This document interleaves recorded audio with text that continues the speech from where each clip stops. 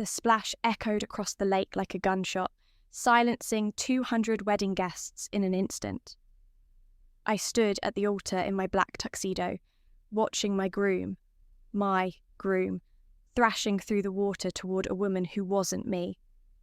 The red silk of my traditional Chinese wedding outfit felt like it was burning my skin as I gripped the bouquet so tightly the stem snapped. "Lila, hold on, I'm coming."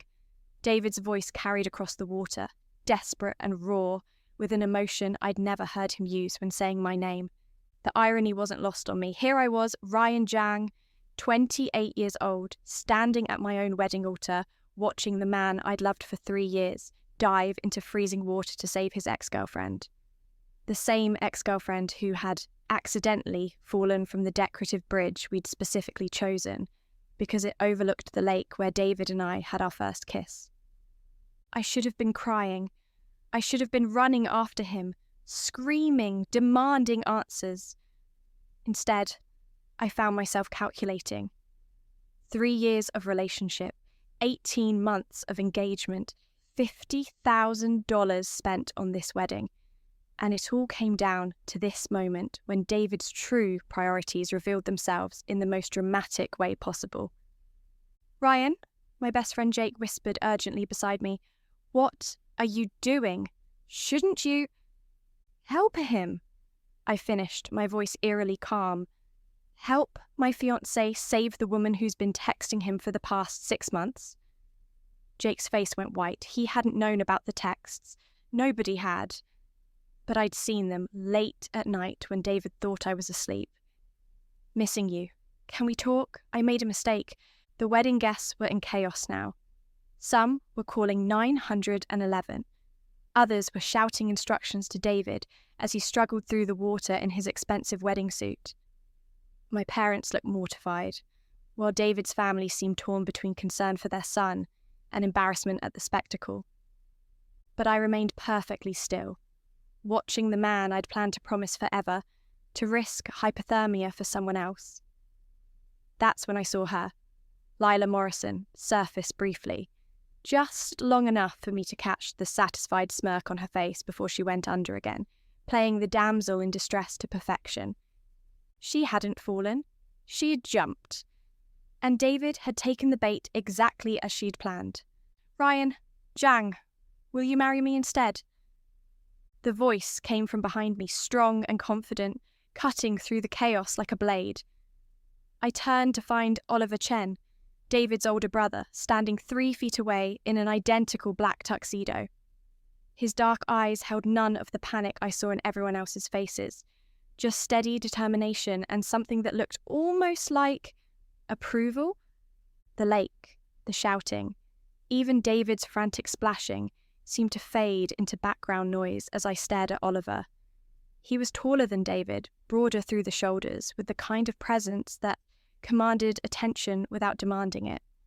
We'd barely spoken more than polite pleasantries in all the time I'd known him, but now he was offering me— what, exactly? "The officiant is here, the guests are here, everything's paid for," Oliver continued, his voice pitched just loud enough for the front rows to hear. "Seems like a waste to let it all go to nothing, because my brother can't tell the difference between a wedding and a rescue mission." A laugh bubbled up from somewhere deep in my chest. Not the hysterical kind, but something darker, more liberating. "You're serious. Dead serious." Oliver stepped closer, close enough that I could smell his cologne. Cedar and something spicy, completely different from David's sweet vanilla scent. "I've watched you plan this wedding for 18 months. I've watched you light up every time you talked about your future, about the family you wanted to build. You deserve better than being abandoned at the altar for someone who couldn't even manage a convincing fake drowning." My mouth fell open. "You know she—" "Jumped? Please. Lila Morrison was on the swimming team at Stanford. She could probably hold her breath underwater longer than David can hold a steady job." Oliver's expression darkened as we both looked toward the lake, where David had finally reached his ex and was dramatically hauling her to shore. "She's been planning this for months. I've seen her car parked outside David's office building at least a dozen times." The betrayal hit me like a physical blow. Not just David's betrayal, though that was crushing enough, but the realization that Oliver had known and hadn't told me. You knew, and you said nothing. Would you have believed me? He had a point. I'd been so desperately in love with David, so convinced we were perfect together, that I dismissed every red flag as paranoia. Besides, some lessons have to be learned firsthand, but that doesn't mean you have to learn them at the cost of your dignity. David had reached the shore now, cradling Lila against his chest like she was made of spun glass. She was coughing and clinging to him, the picture of vulnerable femininity in her soaked white dress. I noticed she'd worn white to my wedding. Of course she had. Ryan, baby, I'm so sorry, David called out as paramedics rushed to take Lila from his arms. She was standing on the bridge, and she slipped, and I couldn't just let her die, I finished for him.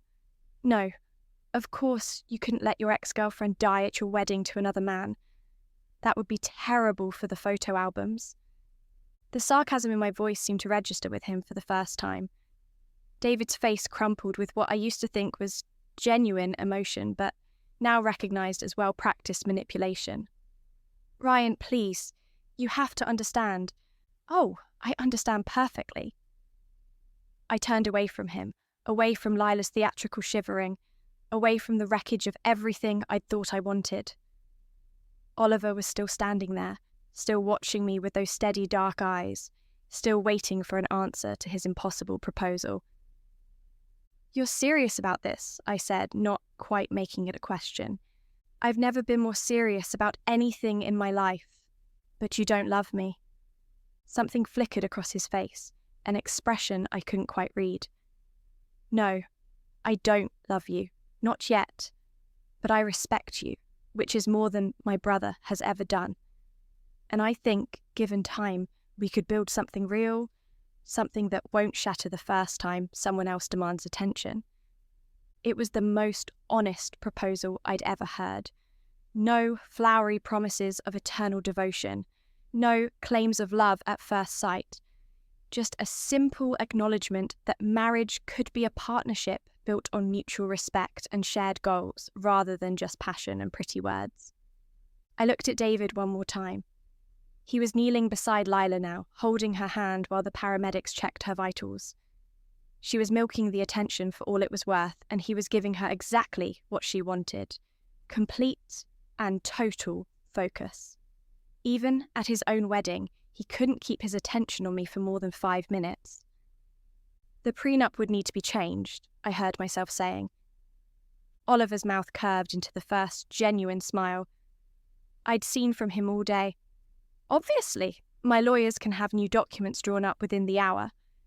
And I want a real honeymoon, not the weekend getaway David planned because he said we couldn't afford anything better. That had been another lie, I realised now.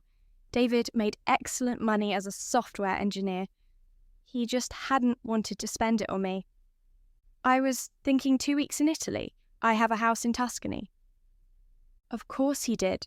Oliver was the successful one, the brother who'd built his own investment firm from the ground up, while David coasted on charm and empty promises. I'd always assumed Oliver looked down on me as David's frivolous girlfriend, but maybe I'd been wrong about that too. Ryan! David's voice cracked with desperation as he finally realised what was happening. Ryan, wait, don't do anything crazy. Crazy? I turned to face him, and I could see the exact moment he registered the change in my expression. What's crazy is standing here waiting for a man who just proved he'll always choose someone else over me. What's crazy is pretending this is the first time you've put Lila ahead of our relationship. That's not... I never. The late nights at the office that turned out to be dinners with her, the business trips that happened to route through her city, the way you always got defensive when I asked about her. I pulled off my engagement ring and held it up so everyone could see. Did you really think I was too stupid to notice? Or did you just not care because you knew I'd always forgive you? The silence that followed was deafening. Even the paramedics had stopped their work to watch the drama unfold. David's face cycled through several emotions. denial, anger, and finally, a kind of desperate pleading that made my stomach turn. "Baby, please, let me explain. Explain to your girlfriend," I said, dropping the ring in the grass. "She's the one who just risked pneumonia for your attention. I hope she thinks it was worth it." I turned back to Oliver, who was watching the entire exchange with an expression of quiet satisfaction. "You still willing to marry me?" "More than willing." He offered me his arm with old-fashioned gallantry. "Shall we?" As we walked toward the officiant, a slightly bewildered minister who kept looking between us and the lake, I heard the whispers starting behind us. My parents were having rapid, hushed conversations with Oliver's parents. The wedding guests were pulling out their phones, no doubt already composing social media posts about the most dramatic wedding ceremony they'd ever witnessed. But I found I didn't care. For the first time in 3 years, I felt like I was making a choice based on what I actually wanted, rather than what I thought I was supposed to want. David had given me a gift today, though he'd never see it that way. He'd shown me exactly who he was when the chips were down. And Oliver? Oliver had shown me who he was too. "You know," I murmured as we reached the altar, "I don't even know your middle name." "James," he replied without missing a beat. "Oliver James Chen. And yours is Michael, if I remember correctly from the engagement announcement." "You remember correctly?" I found myself smiling. Really smiling. For the first time all day. "I guess we should probably get to know each other better, considering we're about to become husband and wife." "We have the rest of our lives for that," Oliver said, and somehow that didn't sound like a threat. It sounded like a promise. Behind us, I could hear David still calling my name, still trying to explain away the inexplicable. But I didn't turn around. I'd spent 3 years looking backward, trying to fix things that were broken from the start. Today, I was finally ready to look forward. "Dearly beloved, we are gathered here today." The minister's voice wavered slightly as he looked between Oliver and me, then glanced toward the lake where paramedics were loading Lila into an ambulance. "To witness the union of, Oliver James Chen and Ryan Michael Zhang," Oliver supplied smoothly, as if marrying his brother's abandoned fiancée was the most natural thing in the world. The crowd behind us had gone dead silent. I could feel 200 pairs of eyes boring into my back, could practically hear the mental calculations happening as everyone tried to process what they were witnessing. My mother's sharp intake of breath cut through the quiet like a blade. "Ryan, honey, maybe we should," she started, but I held up my hand without turning around. "Continue, Reverend Morrison," I said, only then realising the officiant shared Lila's last name. Her uncle. Of course, even the minister was in on her little performance. Reverend Morrison looked like he'd rather be anywhere else on earth. "Perhaps we should postpone this ceremony, given the circumstances." "The circumstances are perfect," Oliver interjected, his voice carrying that quiet authority I was beginning to recognise. 2 consenting adults, proper documentation, willing witnesses. Unless you have some objection to performing the service you were hired to do? The implied threat was subtle but unmistakable. Oliver's company had donated significantly to Reverend Morrison's church renovation fund last year. I'd seen the plaque in the lobby. Sometimes money talked louder than family loyalty. Very well." The minister cleared his throat and opened his book again. "Do you, Oliver James Chen, take Ryan Michael Zhang to be your lawfully wedded husband?" "I do." Oliver's voice never wavered. His eyes never left mine. There was something hypnotic about his certainty, like he'd been planning this moment for years instead of minutes. "And do you, Ryan Michael Zhang, take Oliver James Chen to be your lawfully wedded husband?" This was it. The point of no return. I could still back out, still run after David and beg him to choose me over her. I could still play the role of the understanding fiancé who forgives anything for love. But then I heard it. David's voice carrying across the lawn, urgent and tender, as he climbed into the ambulance with Lila. "Don't worry, sweetheart. I'm not going anywhere. I'll stay with you as long as you need me. The same words he'd whispered to me during my bout with pneumonia last winter. The same promise he'd made when my father had his heart attack. Words that apparently meant nothing when someone more important needed them. I do, I said, surprised by how steady my own voice sounded. Then, by the power vested in me by the state of California, I pronounce you married. Reverend Morrison snapped his book shut with unnecessary force. You may kiss each other.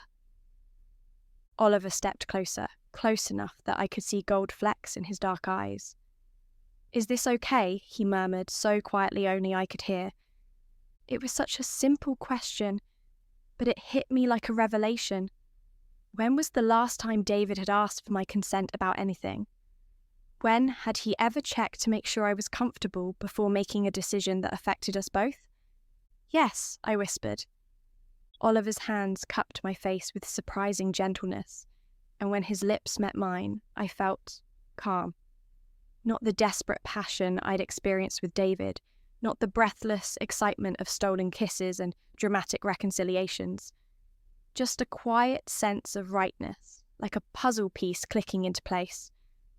The kiss lasted exactly long enough to seal our union without being inappropriate for the audience we'd acquired. When we broke apart, Oliver's thumb brushed once across my cheek, a gesture so tender it made my chest tight. Well, he said loud enough for everyone to hear, that's done.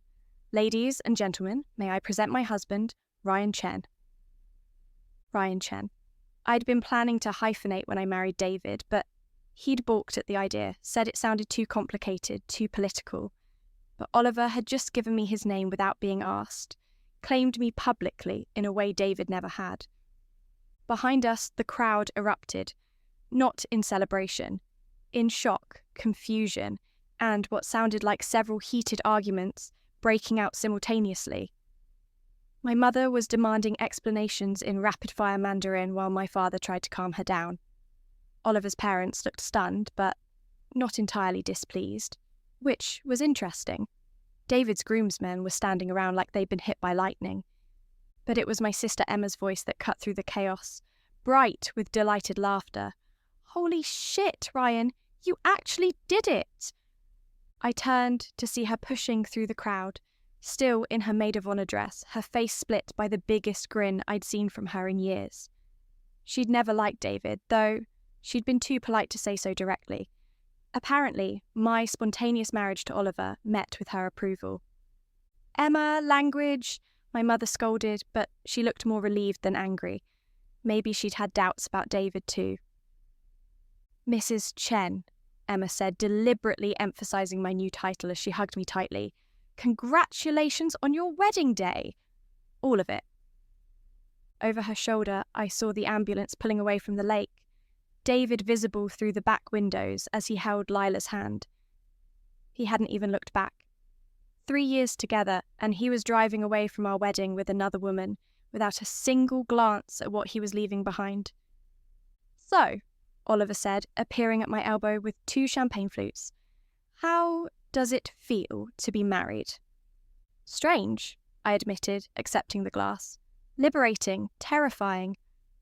All reasonable reactions? He clinked his glass against mine. For what it's worth, I think you made the right choice. Did I? We don't know anything about each other. This could be a complete disaster. Oliver's expression grew thoughtful. Would you like to know a secret? I nodded, curious despite everything. I've been in love with you for 2 years. The champagne glass slipped from my numb fingers, shattering on the stone patio. Around us, conversations continued, but I felt like the world had narrowed to just Oliver's face, just his words hanging in the air between us. What? You heard me. His voice was matter-of-fact, like he was discussing the weather.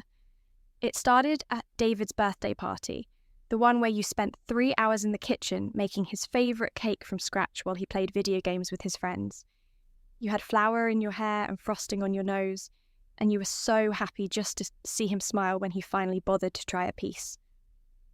I remembered that party, remembered how David had barely acknowledged the effort I'd put in, how his friends had eaten most of the cake without compliment. I'd been hurt, but I'd told myself it didn't matter as long as David was happy.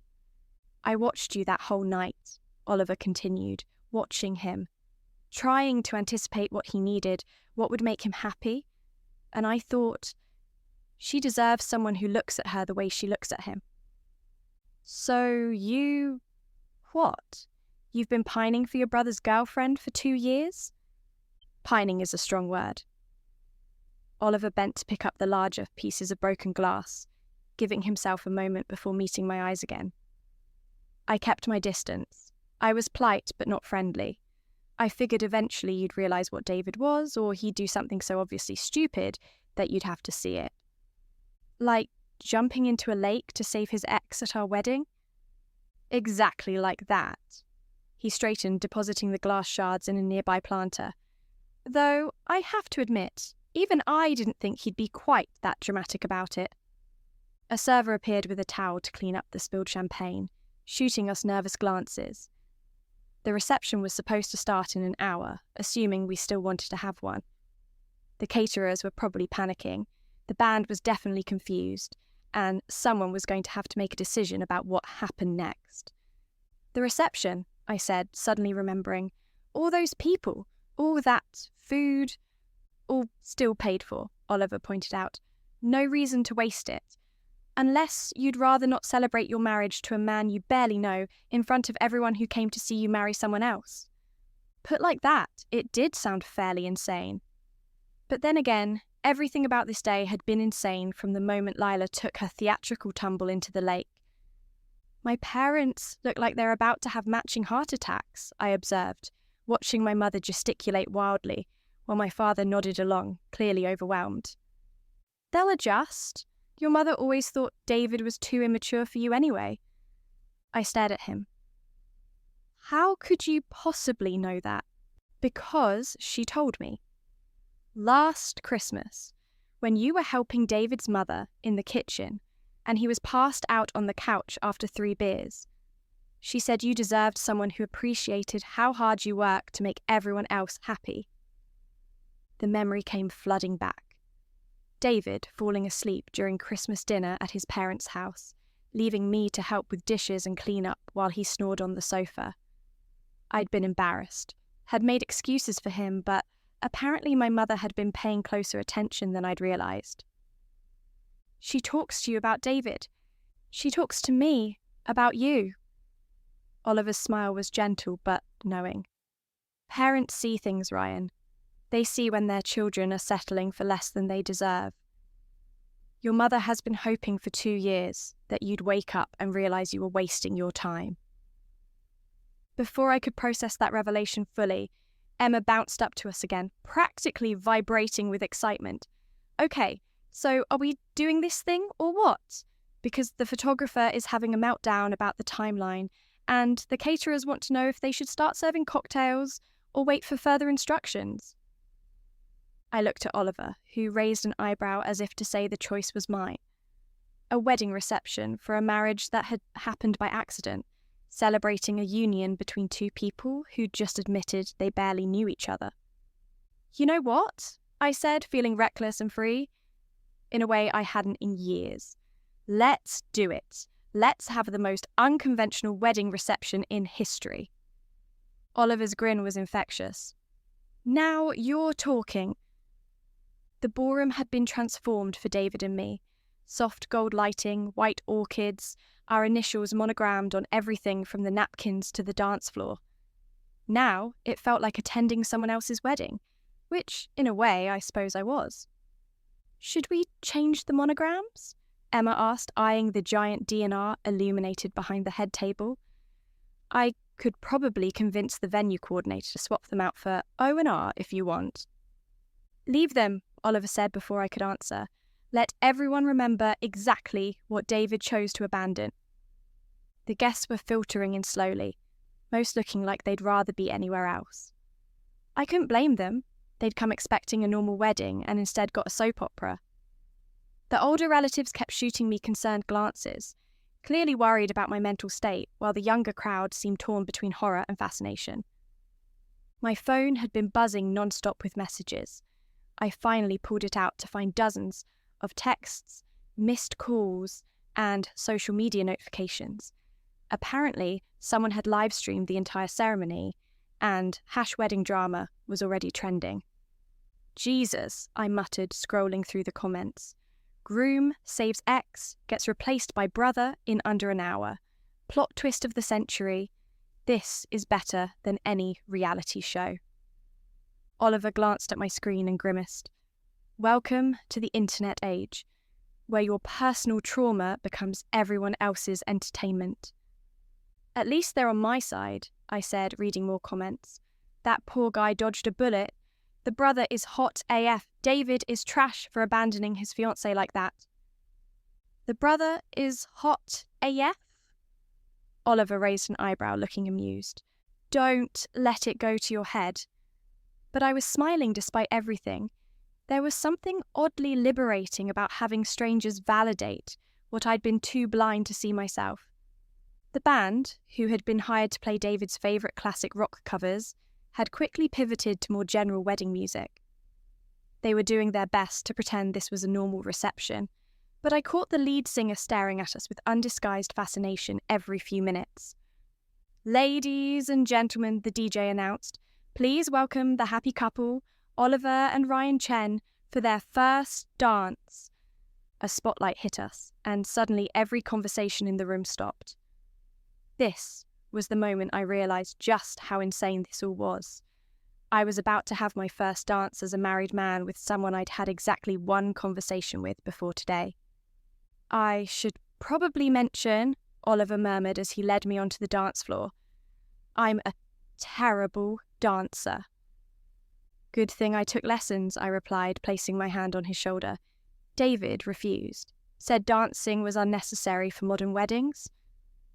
Oliver's jaw tightened slightly at the mention of his brother, but he didn't comment. Instead, he pulled me closer as the opening notes of At Last began to play. The song David had vetoed because he said it was too old-fashioned. Interesting choice, Oliver said, recognizing it immediately. The band remembered my original request, apparently. We moved together surprisingly well, considering we'd never danced before. Oliver had understated his abilities. He was confident and steady, leading me through the steps with the same quiet assurance he'd shown all day. But it was the way he looked at me that made my breath catch. Like I was the only person in the room. Like I mattered. Can I ask you something? I said as he spun me gently. Anything. Why now? Why didn't you say something before today? Oliver was quiet for so long I thought he might not answer. When he finally spoke, his voice was barely audible over the music. Because you were happy. Or I thought you were. And what kind of person would I be if I destroyed that just because I wanted something I couldn't have? But I wasn't happy, I protested. Not really. I was just comfortable, familiar. I know that now. His eyes met mine, and I saw something raw there, something that made my chest tight. But watching someone you care about learn difficult lessons is complicated. You want to protect them, but you also know they have to figure it out themselves, or they'll never really believe it. The song was winding down, but neither of us moved to separate. Around us, I was vaguely aware of people watching, whispering, taking pictures. But in Oliver's arms, with his hand warm against my back and his eyes holding mine, the rest of the world felt distant and unimportant. Ryan? The sharp voice cut through the music like a knife. Ryan, what the hell do you think you're doing? David stood at the edge of the dance floor, still in his wet, ruined wedding suit, his hair dripping lake water onto the polished marble. He looked like a drowned rat, and his expression was equal parts desperate and furious. The music stopped abruptly. Conversations died. Every person in the room turned to stare at the dramatic confrontation unfolding on the dance floor. David, I said, not moving from Oliver's arms, shouldn't you be at the hospital with Lila? She's fine. It was just a panic attack or something. They released her. David's eyes were wild, darting between Oliver and me like he couldn't quite process what he was seeing. Ryan, this is insane. You can't actually be married to my brother. This has to be some kind of joke or revenge or maybe... Oliver interrupted, his voice deadly calm. Your fiancé finally realised what everyone else has known for months, that you're not worthy of him. David's face flushed red. This is none of your business, Oliver. Ryan and I have been together for 3 years. 3 years! You can't just swoop in and what? Treat him with respect. Actually show up when he needs me. Put him first instead of whatever drama queen is demanding attention this week. Oliver's arm tightened protectively around my waist. You're right, David. I can't just swoop in. But you made it easy when you literally dove into a lake to save another woman at your own wedding. That was different. Lila could have died. Lila was never in any real danger, and you know it. The voice came from behind David, and we all turned to see Jake approaching with his phone in his hand. I was recording the ceremony for your wedding video. Want to see something interesting? He held up his phone, and even from across the dance floor, I could see the footage clearly. Lila, on the bridge, looking directly at David. Then, deliberately and carefully, she stepped over the railing and dropped into the water with perfect form. She jumped, Jake announced to the room. No slip, no accident. She saw David at the altar and decided to create a distraction, and it worked perfectly. The collective gasp from the wedding guests was audible. David went pale, his mouth opening and closing like a fish out of water. You knew, I said, the pieces finally clicking into place. You knew she was going to do something to disrupt the wedding. I didn't know she was going to jump in the lake, David protested, but his voice lacked conviction. She'd been texting me, saying she was going to tell everyone about your affair, Oliver finished coldly. It wasn't an affair. We didn't. David ran his hands through his wet hair, leaving it sticking up at odd angles. Okay, fine. Yes, we'd been talking, meeting for coffee sometimes, but nothing physical happened, I swear. Just emotional cheating, I said, surprised by how steady my voice sounded. Just late-night phone calls and secret meetings and planning to leave me for her after the wedding. That's not... David started, then stopped, his shoulders sagging in defeat. How did you know? Your laptop auto-syncs with your phone. I saw the messages. I'd been carrying that knowledge like a lead weight in my chest for months, telling myself I was paranoid, that I was imagining things. The hotel reservation in Portland for next weekend, the same weekend you told me you had that work conference. David's face crumpled. Ryan, I can explain. No, I said firmly, stepping closer to Oliver. You can't, because there is no explanation that makes any of this okay. You were going to marry me and then leave for your ex-girlfriend. You used me as your safety net while you figured out if she wanted you back. But I chose you. David's voice cracked with desperation. I'm here now. I left her at the hospital to come find you. You left her, Oliver observed, because she got what she wanted. She broke up the wedding, mission accomplished. Now she doesn't need you anymore. The truth of that statement hit David like a physical blow. I watched the realization dawn on his face, that Lila had used him just as much as he'd used me, that we were both just pawns in her game to prove she could still control him. So, where does that leave you, brother? Oliver continued, his voice almost gentle.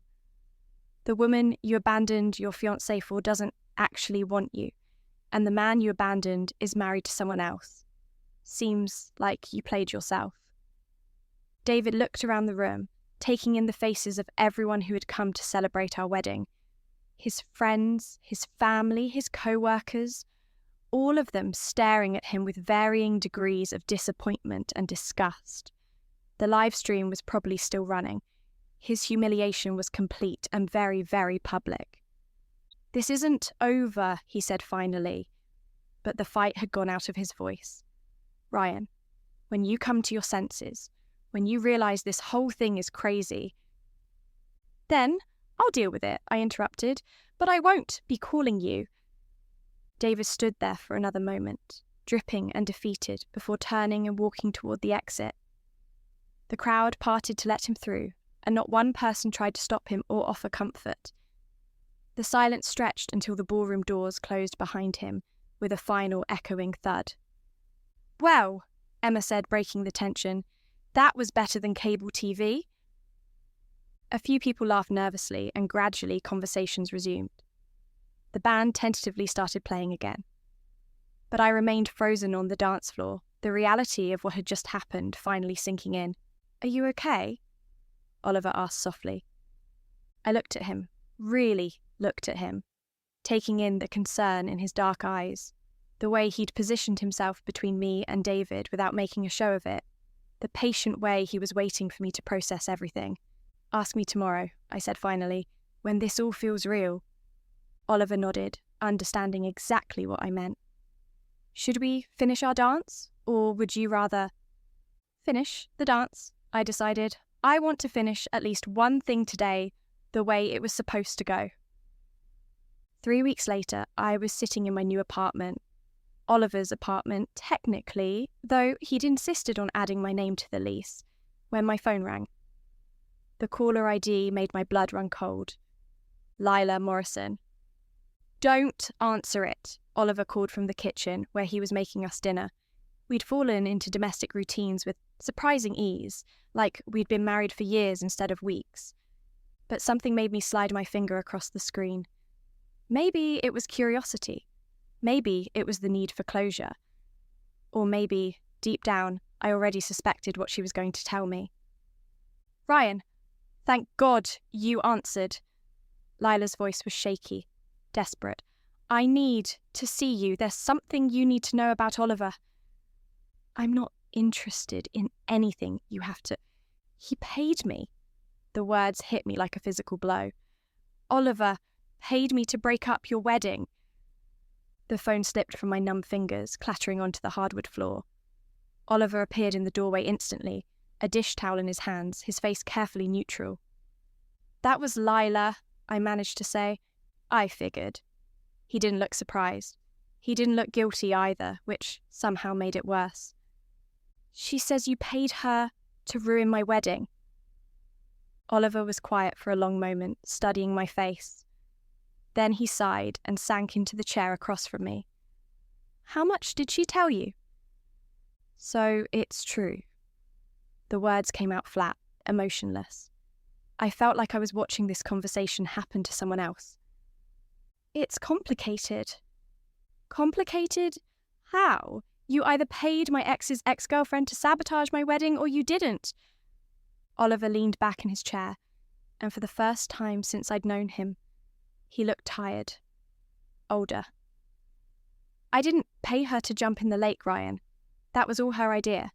"But you did pay her." "Yes."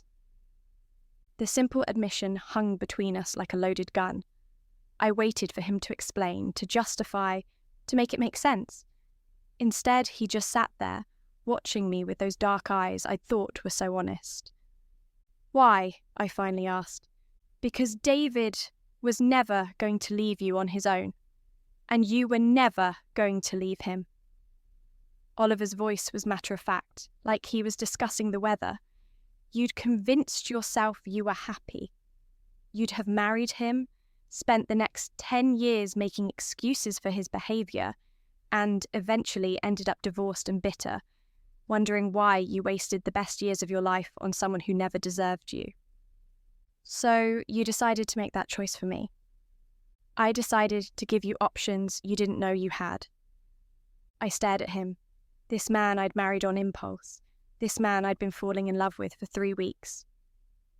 "What exactly did you pay Lila to do?" Oliver ran a hand through his hair. Originally, just to contact David, start texting him, suggest they meet for coffee. I knew he wouldn't be able to resist the attention from an ex, especially one who had rejected him before. I figured once you saw proof of his emotional affair, you'd finally realise what he was. But that's not what happened. No, David was worse than even I expected. The hotel reservation, the secret meetings, that was all him. I thought Lila would maybe flirt a little, make him feel special. I never imagined he'd actually planned to leave you for her. And the wedding day, Oliver's jaw tightened, that was supposed to be simple. She was supposed to show up, maybe cause a scene, confront David about leading her on when he was about to marry someone else. Give you a reason to call off the wedding that wasn't just cold feet. Instead, she jumped in a lake. Lila always was dramatic.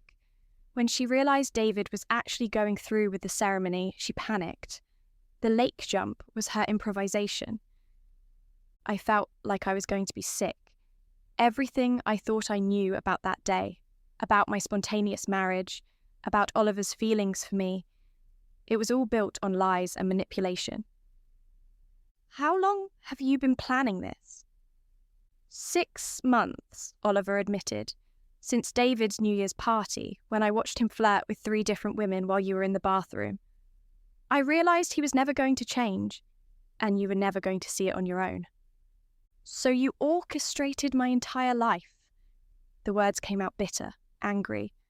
My marriage, my divorce from David, my relationship with you, it was all just some elaborate scheme.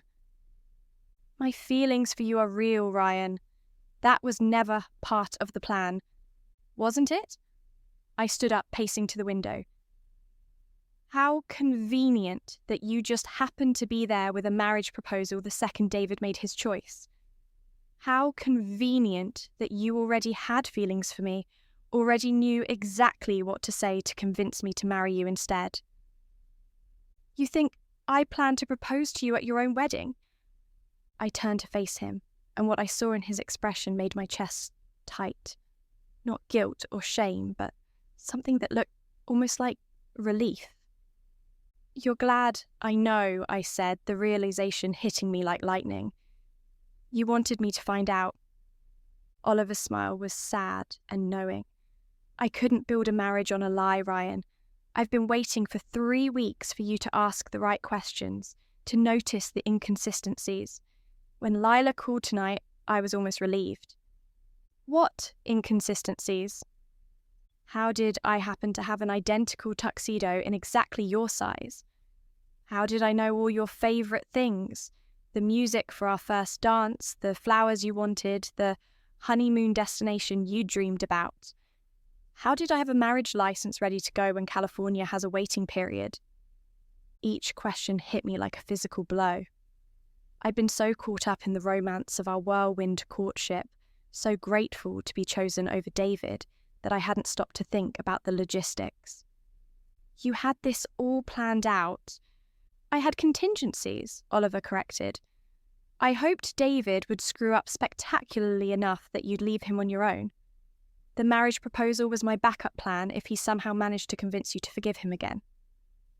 And if I'd said no? Then you'd have said no, and I'd have lived with that, but I knew you wouldn't.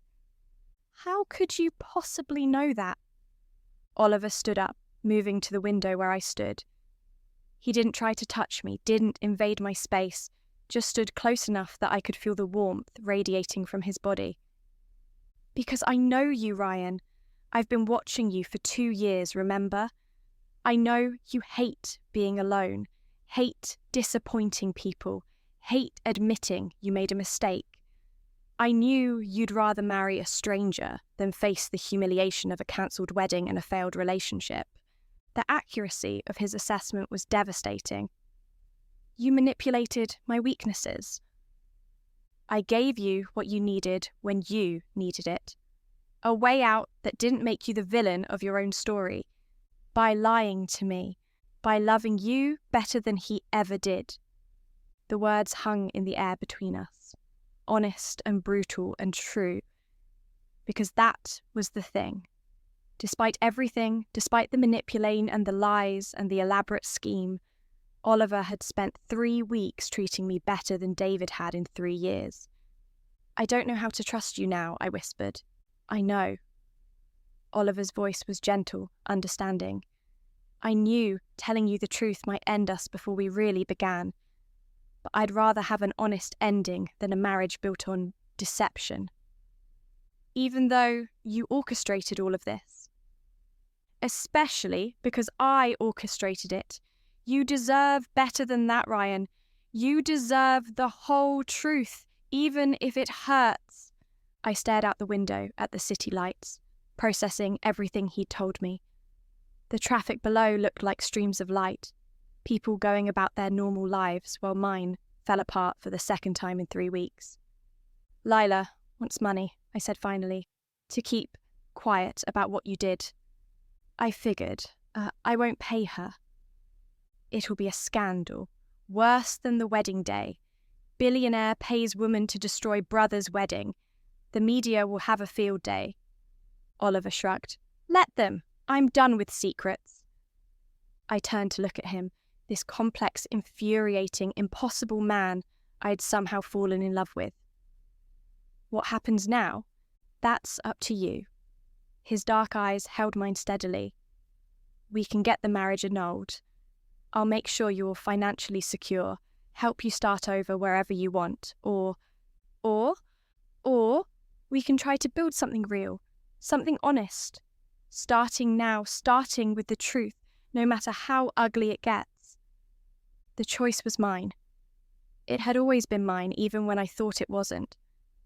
I looked at Oliver, really looked at him, and saw not the manipulative puppet master I'd been imagining, but a man who'd loved me enough to set an elaborate trap just to set me free. A man who'd risked everything to give me the truth, even knowing it might destroy us. "I'm going to need time," I said finally, "to think about all of this, to figure out what I want."